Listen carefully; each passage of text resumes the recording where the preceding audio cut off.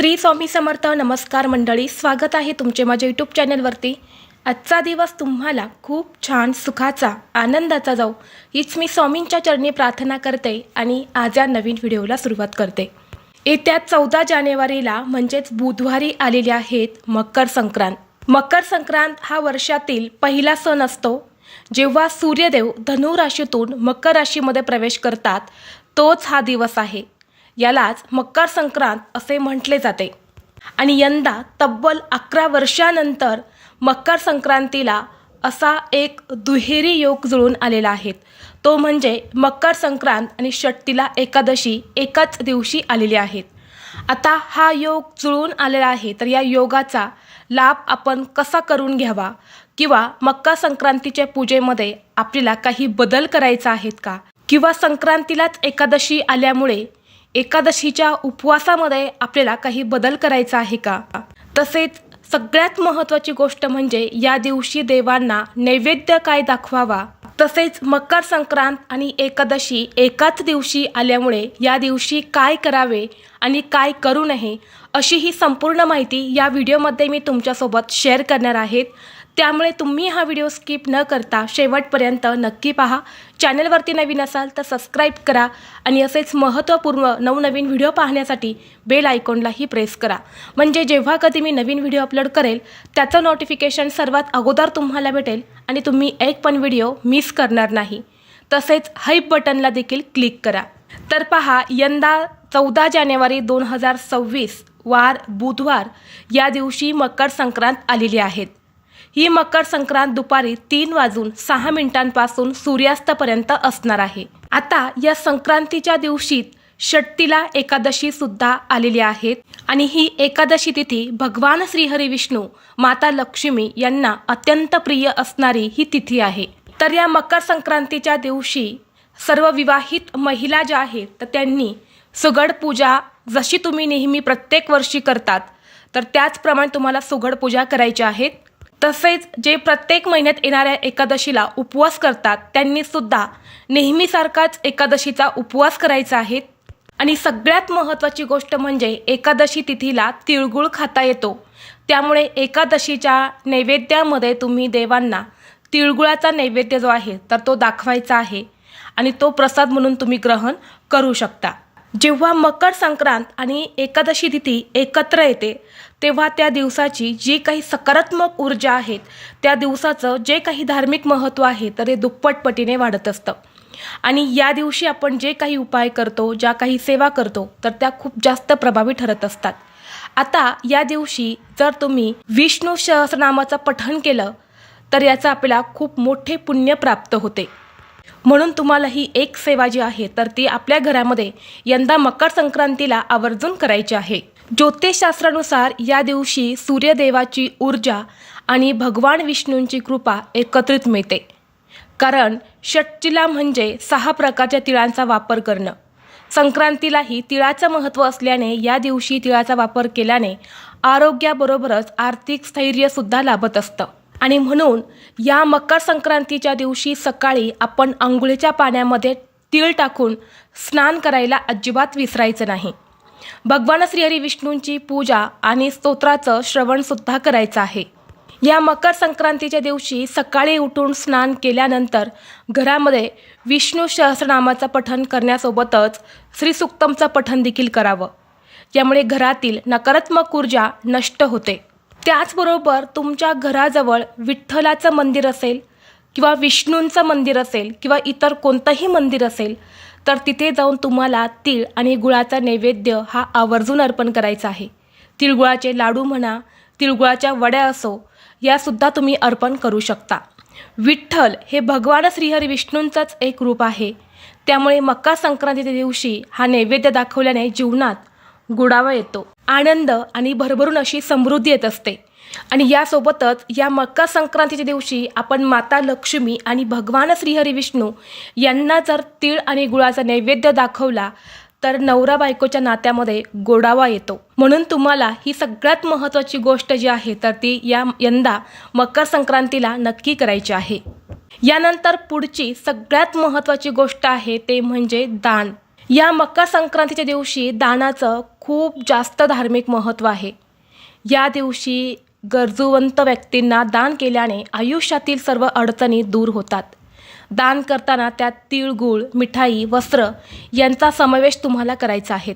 ज्योतिषशास्त्रानुसार संक्रांतीच्या दिवशी केलेले दान हे कधीही न संपणार, म्हणजे अर्थात ते आपल्याला अक्षय फळ देत असते, अक्षय पुण्याची प्राप्ती करून देत असते.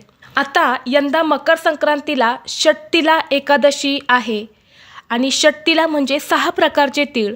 त्यामुळे मग 6 प्रकारचे तीळ याचा वापर नक्की कसा करावा, तर काय करायचं आहे, तिळाने तुम्हाला स्नान करायचं आहे, तिळाचं उटणं लावायचं आहे, तिळाचा घरामध्ये होम करायचा आहे. तीळ जे आहेत तर ते सुद्धा तुम्हाला सूर्यदेवाला अर्पण करायचे आहेत. सोबतच तिळाचं तर्पणसुद्धा पितरांसाठी तुम्हाला करायचं आहे. आता पितरांना तर्पण कसं करायचं, तर बघा, आपण जसे मकर संक्रांतीला सकाळी उठून सूर्यदेवाला जल अर्पण करतो, त्यामध्ये तीळ टाकत असतो, अगदी त्याच पद्धतीने तुम्हाला दक्षिण दिशेला सुद्धा जल अर्पण करायचं आहे आणि त्या पाण्यामध्ये तुम्हाला काळे तीळ टाकायचे आहेत. अशा पद्धतीने तुम्ही पितरांसाठी हे तीळ जे आहे तर ते अर्पण करू शकता. आणि यानंतर या दिवशी तिळाचं सेवनसुद्धा केलं जातं, म्हणजे तिळाचे भक्षणसुद्धा केले जाते. असं 6 प्रकारे तिळाचा वापर आपण या संक्रांतीच्या दिवशी केला तर याचं पुण्य जे आहे तर ते खूप अधिक पटीने प्राप्त होते. म्हणजेच आता 14 तारखेला तुम्हाला काय करायचं आहे, मकर संक्रांतीची पूजा जशी आपण दरवर्षी नेहमी करतो तशीच करायची आहे. जे एकादशीचा उपवास करतात त्यांनी एकादशीचा उपवाससुद्धा करायचा आहे आणि एकादशीच्या दिवशी तीळ आणि गुळाचं सेवन केलं तरीसुद्धा चालणार आहे, त्यात काहीच अडचण नाही. म्हणून तुम्ही प्रसाद म्हणून तिळगुळ जे आहे तर ते नक्कीच खाऊ शकता. आता यंदा 2026मध्ये 14 जानेवारीला जी मकर संक्रांत आली आहे तर तिचं वाहन वाघ असून उपवाहन घोडा आहे. यंदा संक्रांती देवीने पिवळे कपडे म्हणजेच पिवळे वस्त्र धारण केले आहे. हातात गदा घेतलेली असून केशराचा टिळा लावला आहे. वयाने ती कुमारिका असून बसलेल्या स्थितीमध्ये आहे. वासाकरता जाईचं फूल हातामध्ये घेतलेलं असून ते पायस भक्षण करीत आहे आणि जाती सर्प असून पूजनार्थ मोती धारण केलेला आहे. आता या संक्रांतीच्या काळामध्ये आपल्याला कोणती कामं आहेत जी अजिबात करायची नाही, तर या संक्रांतीच्या पर्व काळामध्ये दात घासणं, कठोर शब्द वापरणं, गवत तोडणे, वृक्ष तोडणे किंवा गाई म्हशींची धार काढणे, घरात वादविवाद करणे यासारख्या गोष्टी ज्या आहेत तर त्या आपल्याला पूर्णपणे यंदा मकर संक्रांतीला टाळायच्या आहेत. तसेच संक्रांती देवी पायस भक्षण करीत असून या दिवशी घरामध्ये खिरी जी आहे तर ती आपल्याला बनवायची नाही आणि खिरीचं सेवनसुद्धा आपल्याला करायचं नाही. तसेच यंदा मकर संक्रांत जी आहे तर ती पिवळ्या रंगावर आहे, त्यामुळे आपल्याला पिवळ्या रंगाचं वस्त्र हे अजिबात परिधान करायचं नाही. तसेच जाईच्या फुलांचा गजरा जो आहे तर तो सुद्धा स्त्रियांनी यंदा मकर संक्रांतीला लावायचा नाही. तसेच संक्रांतीला दागिने घालताना जी काही मोत्याची दागिने असणार आहे तर ती यंदा तुम्हाला परिधान करता येणार नाही. संक्रांत आणि षट्टिला एकादशी एकत्र आल्यामुळे एक सुंदर योग जो आहे तर तो जुळून आला आहे. त्याचा लाभ तुम्हाला अवश्य घ्यायचा आहे. भगवान श्रीहरी विष्णूंची पूजा नक्की करा. तसेच तुम्हाला दानसुद्धा करायचं आहे. तुमच्या यथाशक्ती तुम्हाला जे काही दान करणं शक्य होईल तर ते दान तुम्हाला यंदा मकर संक्रांतीला आवर्जून करायचं आहे. सांगितल्याप्रमाणे या दानाचं आपल्याला अक्षय पटीने पुण्य मिळत असतं, म्हणजे कधीही न संपणारं पुण्य मिळत असतं. त्यामुळे तुम्ही या दिवशी दान करायचं आहे. मग ते दान तुम्ही कोणत्याही स्वरूपामध्ये करू शकता. गाईला घास देऊ शकता, गरजूंना तुम्ही अन्नदान करू शकता, तिळाचं दान तुम्ही करू शकता, तांदळाचं दान तुम्ही करू शकता. जे काही तुमचे ऐपतप्रमाणे तुम्ही हे दान जे आहे तर ते करायचं आहे.